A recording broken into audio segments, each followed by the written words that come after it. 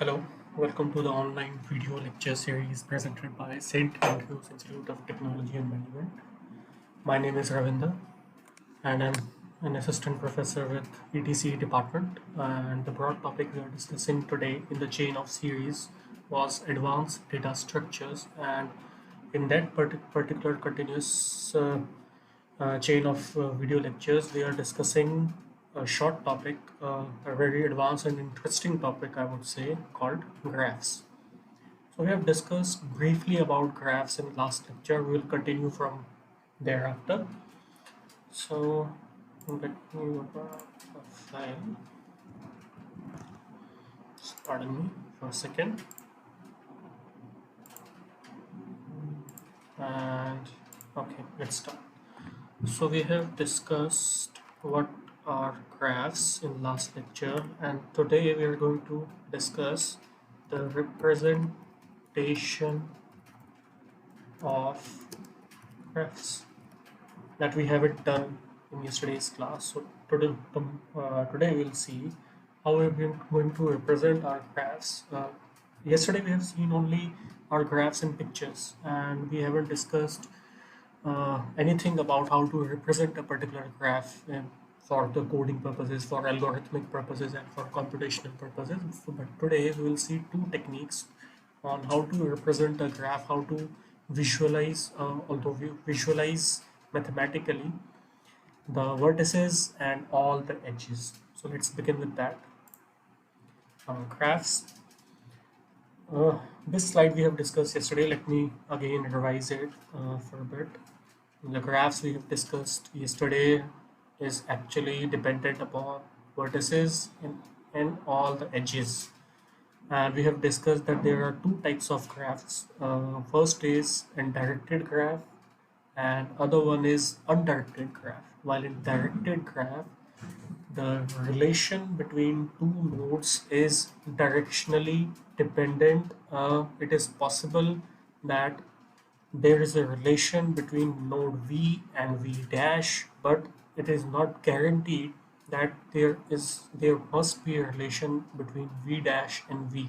What I am trying to say is, let's say that we have two nodes called V and V dash in graph, and there is an edge between them, and that particular edge is pointing from V to V dash. So it means uh, there is a relation between node V and V dash such that we can only have connection from V towards V dash, and there is no guarantee that there is also a relation between V dash and V on the same terms. Like we have taken an example of airports in India, so uh, we can relate here that, let's say, V is Delhi and V dash is Chandigarh. So we have an air flight between Delhi and Chandigarh, but uh, it is not guaranteed that there must be a flight between from Chandigarh to Delhi. So in this way you can visualize the directed graphs, and in undirected graphs uh,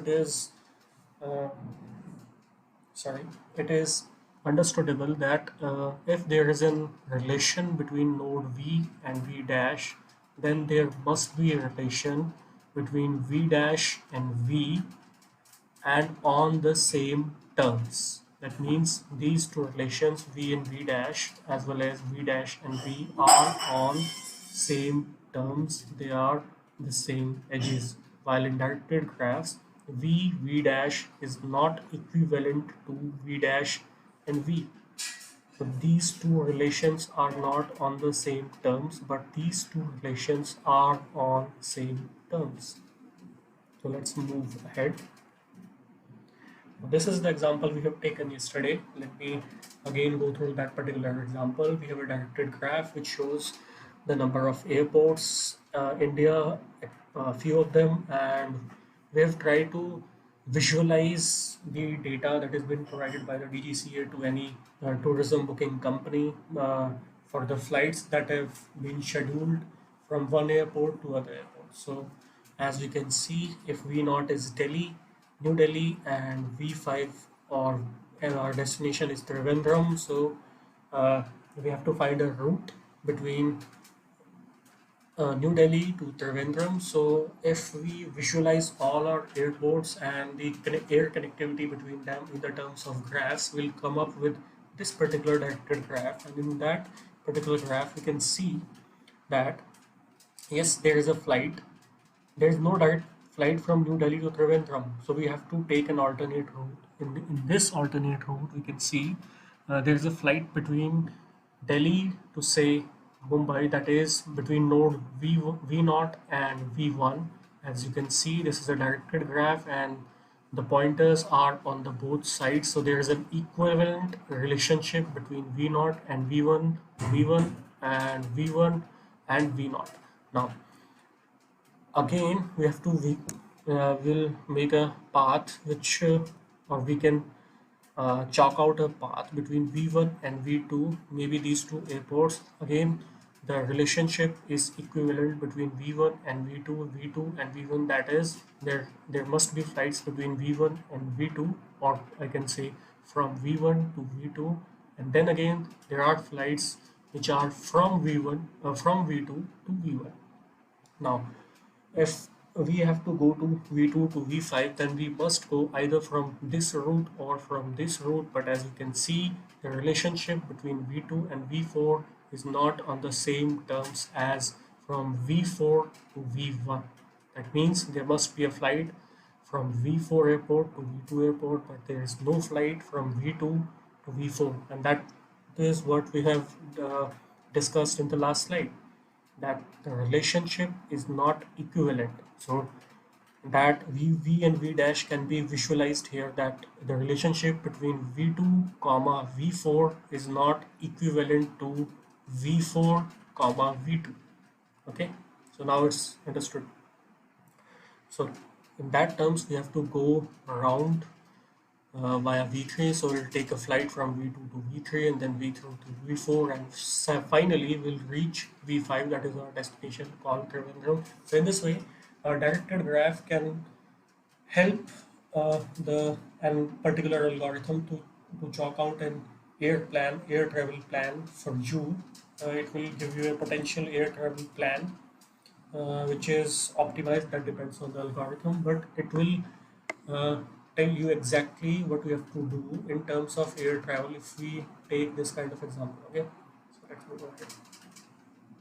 uh, so we have also discussed yesterday undirected graphs. I will not take much of a time on this particular slide. So this is an undirected graph. If that would be an undirected graph, you can see the relationship between V0 and V1 is equivalent to relationship between V1 and V0. So there must be flights between V0 to V1 and V1 to V0, as this is an undirected graph. So all the relationships are equivalent.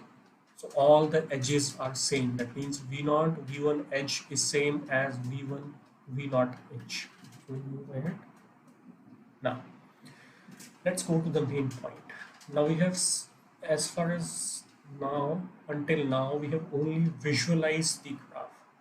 We have only seen a picture of the graph. We have not mathematically devised any technique to how to write down that particular graph, how to make that particular graph into a mathematical data structure.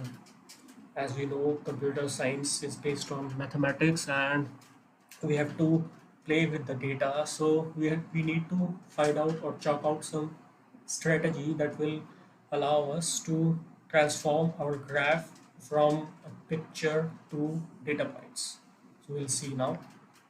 We are given a graph called G, and that is undirected. So now we are discussing we are trying to visualize our graph mathematically, taking an undirected graph called G. We have to see if there is path between some node Vs to the target Vt, and we have, if we are given a picture of this particular problem, we could have easily figured out the plan to start from Vs and to reach to Vt. As in this case, we can easily visualize the route from V0 to Vs visually. The computer deals on the basis of data points. on the basis of ones and zeros. So we have to chalk out some strategy for that. So let's look. How do we get an algorithm to look at that particular picture? So again, what I have told you, an algorithm will again work on the basis of data points. So we have to visualize our graph in terms of data points. So let's move ahead with that.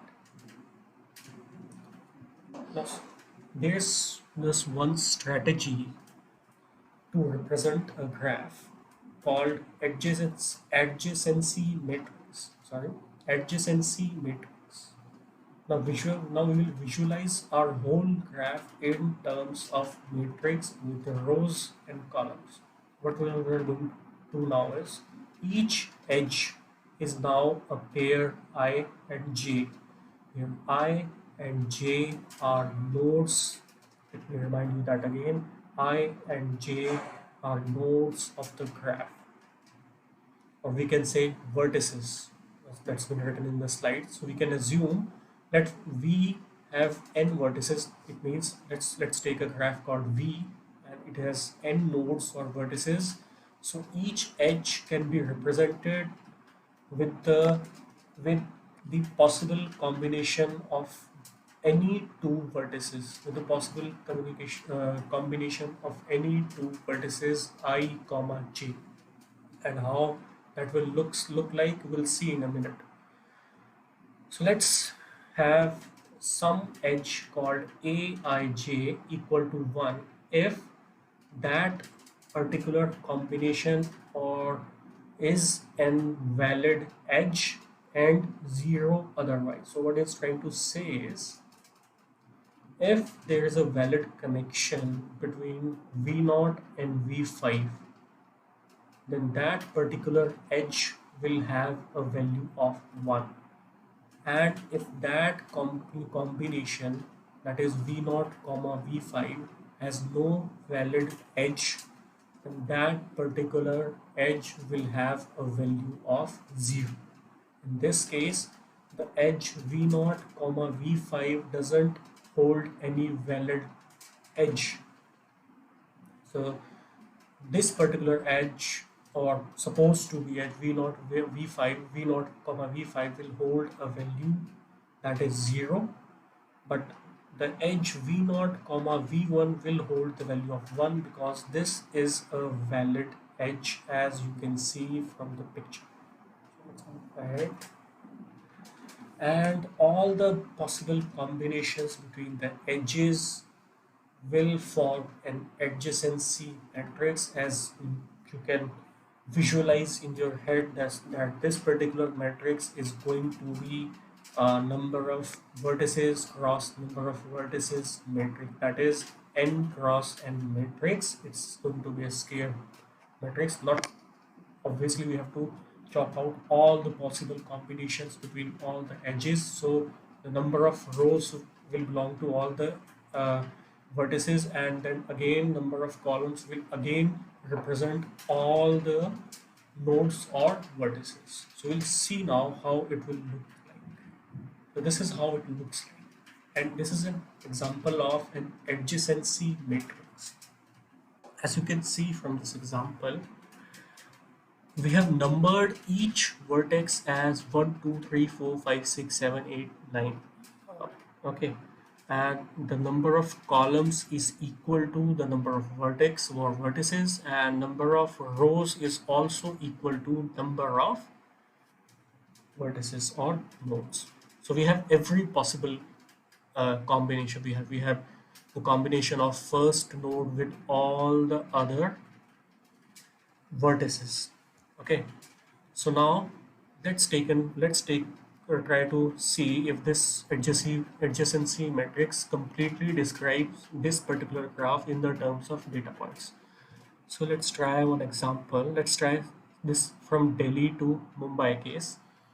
Is there a valid combination between node or vertex 1 and vertex 4? So first I have to go to vertex 1, the row, and then I have to look for the airport number 4. This is 4, and when I'll go to this particular point, that is 4 and 1. So this particular data point, this one here, it shows 1. and 1 means yes, there is a valid edge between the node 1 and node 4, or you can say there is a valid edge between vertex 1 and vertex 4. Similarly, there is no direct connection or direct edge between the vertex 2 and vertex 4. So let's check it out. We'll go to vertex 2 and let's check it out under the column of vertex 4. Yes, there's this particular data point which says 0 indicates that there is no possible a valid edge between the vertex 4 and vertex 2, and you can see that visually also. Yes, that this particular matrix actually describes this graphs in the terms of data points. Let's see one more example. If you're confused still, let's say if there is an uh, let's take this example. If there is an possible edge between 8 and 10, from visually we can see no, there is no valid direct edge between the vertex 8 and vertex 10. So I'll go to the vertex 8.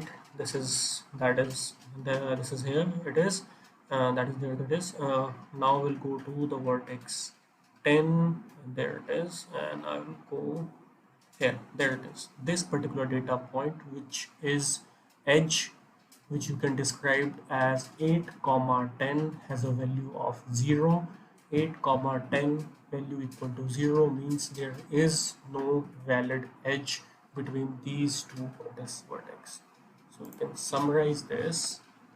If I comma j, and this is in, or I can say vertex, if edge bracket start I comma j is equal to 0, so it implies that no valid edge. Okay, like that. And if this particular data point has a value of 1, so it now implies that valid edge. Okay, this is how we will summarize our adjacency matrix. You got that, I think. Let's go back to the slides. So I'll move forward. So we have described here a few more points. The neighbor of I, that is any which of the following vertices will be called as neighbor of a particular node I will depend upon the valid edges, if any. So you can say here that 4 has neighbor 1, 4 has neighbor 5, 4 has neighbor 8, but it is not a neighbor with 6 because there is no direct edge between them. That is what I've described here. So any column J in row I with entry 1 can be called as neighbor of I. Obviously, let's say I is 5. So the number of ones is, this is 1, first one is with the node 4 and the node 6 and node 7. So you can say that the particular vertex or node 5 has 3 numbers, namely 4, 6 and 7. That is what it's trying to say. Let's move ahead. The finding a path. Now here what we'll do. Now we'll try to, we have already established how we are going to represent this particular adjacency matrix or any particular graph in the form of adjacency matrix in the form of data points. Now we'll see how can we find a path, as we have done earlier, here. we have devised a path from V0 to V5, but that is visually. Now, how can we do that in this particular adjacency matrix? Now, we'll start with New Delhi is 1, and we have to reach the node 10, that is Ravindra. So we have to chalk out a plan or chalk out a route between this particular vertex called 1 and this particular vertex called 10. So we have to, now I have to need some writing over it. So we'll move back to the paint and select that. So let's first find out what are the near neighbors of first vertex called 1, or from where we are going to start. So 2 is a neighbor, let's cross that. 3 is a neighbor, let's cross that also. And 4 is a neighbor, let's cross that also. So how I find out that they are neighbors or not? I'll just check for ones and zeros, nothing special. Okay, we have already described how we are going to see if a particular node is a neighbor of other particular node. We just have to check if they have a valid edge or not. We have already discussed that. Okay, now we'll see what other data points they have. Now we'll look to 2. Now 2 has valid neighbor of 1, which we have already crossed, has a valid neighbor of 3, which we have already crossed, and no other neighbor. So it is of no use. Uh, we have already seen that particular proposition that 3 and 2 and 4 are already in our vicinity. So there is no special addition of information with respect to 2. Let's move ahead with third. So 3 has a valid edge with first. We have already crossed that. 3 has a valid edge with 2. We have already crossed that. And no other connection. So there is no addition of information. We will again move ahead. Let's come back to 4. 4 has a valid connection with 1. We have already crossed that. 4 has a valid connection with 5, and it has a valid connection with 8. So we have 2 new airports called 5 and yes 8. So I'll cross that also.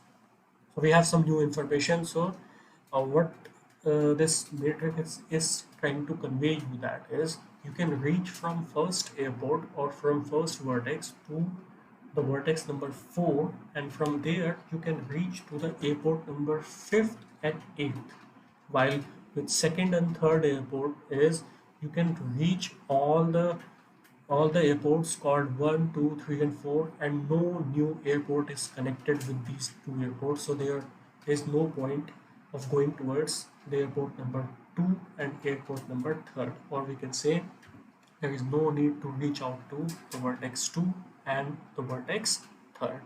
So we'll now look at vertex number 5th first. So does this 5th connect us to something new or not?